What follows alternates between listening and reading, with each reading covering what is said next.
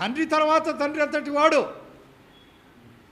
మీ పినతండ్రి వివేకానంద రెడ్డిని రాక్షసంగా, శత్రువులకు కూడా గుండెలు జారిపోయే భయంకరంగా, అతి దయనీయంగా చిత్రవద చేసి, చేపను కదా కడ్డీకి చెక్కి కాల్చి కాల్చి కాల్చి చంపినట్టు ఆయన్ని చిత్రవద చేసి చంపావు. చంపిందే కాక గుండెపోటు అని ప్రచారం చేయించావు. గొడ్డలితో శత్రువుకు కూడా అంత బాధ కలగకూడదు, గొడ్డలితో నరికి నరికి నరికి కాళ్ళతో చేతులతో తన్ని తన్ని తన్ని హార్ట్ పేషెంట్ అనుకోకుండా, వృద్ధుడు అనుకోకుండా సమరించావు. సమరించడమే కాకుండా ఆ కేసులో ఆంధ్ర రాష్ట్రం ముఖ్యమంత్రిగా ఉన్నటువంటి చంద్రబాబు నాయుడు గారు, జమ్మలమడుగు ఎమ్మెల్యేగా ఉన్నటువంటి ఆదినారాయణ రెడ్డి గారు మా చిన్నాయన్ను చంపారు అని చెప్పి ఈ రాష్ట్రమంతా గోబెల ప్రచారం చేసుకున్నావు. నీ అంత దుర్మార్గుడు, నీచుడు, నర్రూప రాక్షసుడు ఉండనే ఉండడు. పాము మాత్రమే తన పిల్లలను తాను తింటుంది. నోరు లేని క్రూర మృగాలు కూడా చివరకు తన బిడ్డలను సంహరించవు. మరి ఇలాంటి సంఘటనలు నువ్వు ముఖ్యమంత్రి అయిన తర్వాత ఒక్క వివేకానంద రెడ్డిదే కాకుండా ఇలాంటి ఎన్ని చేశావు? వివేకానంద రెడ్డి మర్డర్ తర్వాత ఆయన కూతురు సునీత సుప్రీంకోర్టు వీధుల్లో రేగిన జుట్టుతో మండు టెండల్లో ఫైళ్ళు సంకలో పెట్టుకొని సుప్రీంకోర్టుకు కాలినడకన రోడ్డు పైన పోతా ఉంటే కన్నీరు కార్చని వాడు లేడు. ఏ చెల్లికి కూడా అటువంటి తమ్ముడు ఉండకూడదు అని ఆ రోజు ఆంధ్రజాతి యావత్తు బాధపడ్డారు, శోకించారు. సొంత చెల్లెలకు ఆస్తి పంచకుండా షర్మిలకు నీవు చేస్తున్నది ఏమిటి? హెలికాప్టర్ ప్రమాదంలో నీ తండ్రి దురదృష్టవశాత్తు సరిపోతే ఆనాటి శీతోష్ణ పరిస్థితులు సరిగా లేక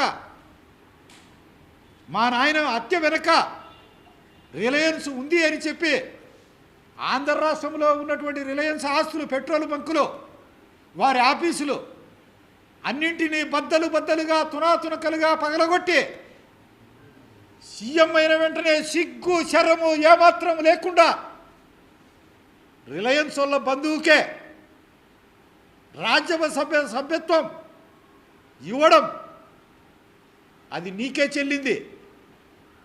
మానవ జాతిలో ఎవరు కూడా ఇలాంటి పనులు చేయలేరు. నీ కుటుంబం ఏమీ అపజయమెరుగని కుటుంబం కాదు. 1969లో జరిగినటువంటి పంచాయతీ బోర్డు ఎన్నికల్లో మీ తాత వైఎస్ రాజారెడ్డి సతీమణి వైఎస్ జయమ్మ పంచాయతీ బోర్డుగా పోటీ చేసి గాడిచెర్ల కృష్ణమూర్తి అనే ఒక బ్రాహ్మణుని చేతిలో 4 ఓట్లతో ఓడిపోయింది. 1989లో మీ తండ్రికి స్వయాన అక్క కొడుకు మైకేల్ బాబు పోటీ చేసి జమ్మలమడుగులో 59,000 ఓట్లతో ఘోర పరాజయం పాలయ్యావు. 1989లో జరిగినటువంటి సంఘటన అది. నీవు శివారెడ్డి మీద కడుపు మంటతో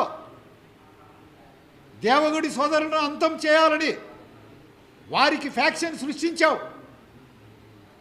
ఏదో అదృష్టవశాత్తు వాళ్ళు ఆ పోరాటంలో బయటపడారు కాబట్టి సరిపోయింది. 1996లో ఎన్నికల్లో అక్రమాలు చేసుకొని గెలిచావు. 8,850 ఓట్లు పులివెందుల్లో లింగాల మండలంలో రిగ్గింగ్ చేశావు. కౌంటింగ్ నెంబర్ 5లో ఉండి నేను అన్నింటిపైన అర్జీలు పెట్టాను. కర్ణపాపపల్లి అనే గ్రామంలో ఓటర్ల జాబితాలో 700 ఓట్లుంటే 701 ఓటు ఓట్లుగా జాబితాలో నుంచి లేని కంటే కూడా ఎక్కువ ఆ రోజు పోలింగ్ చేశావు. ప్రిసైడింగ్ ఆఫీసర్ సంతకాలు లేవు. అవి తీసివేస్తే ఓడిపోతావు. ఇది కాకుండా ఆ రోజు జరిగినటువంటి ఎన్నికలో మరొక వ్యక్తి ఉన్నాడు, ఆదినారాయణ రెడ్డి. నీకు డబ్బు లేకపోతే చేతులు ఎత్తేస్తే ఆనాటి ప్రఖ్యాతిగాంచినటువంటి వకీళ్ళు పి ఓమిరెడ్డి, కృష్ణమూర్తి సారు వీళ్ళంతా ఇప్పుడు డబ్బు ఖర్చు పెట్టకపోతే కాదంటే నా దగ్గర ఒక్క రూపాయి కూడా లేదు అని చేతులు ఎత్తినటువంటి క్లిష్ట పరిస్థితుల్లో ఆదినారాయణ రెడ్డి గారు అప్పు సప్పు తెచ్చి 26 లక్షలు ఖర్చు పెట్టి నీ కాడ 4000 5000 ఓట్లు జమ్మలమడుగులో మెజారిటీ వస్తే ఆ ఓట్లతో నీ తండ్రి గట్టెక్కాడు. 96 ఎన్నికల్లో ఏమి జరిగింది అందరికీ తెలుసు. మీదేదో రాజకుటుంబం అయినట్టు, హరిశ్చంద్రుడి వంశమైనట్టు, ఈ దేశ స్వాతంత్రం కోసం సర్వస్వం ధారపోసినటువంటి స్వాతంత్ర సంగ్రామ సమర యోధుల కుటుంబం అయినట్లు ఈరోజు చెప్తా ఉండవు. ఎందుకు ఇంత బలంగా చెప్తా ఉండానంటే 1995 తర్వాత జరిగినటువంటి దారుణ మారణ ఖండాలు, రిగ్గింగులు, గృహ దహనాలు, చీనీ చెట్లు కొట్టివేత, ఇవన్నీ కూడా ఈనాటి యువతరానికి తెలియవు.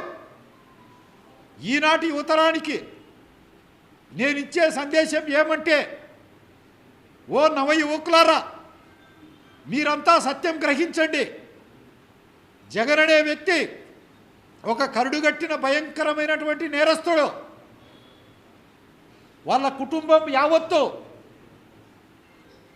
మానవ జాతి క్షమించనని నేరాలు ఘోరాలు చేసినటువంటి కుటుంబము.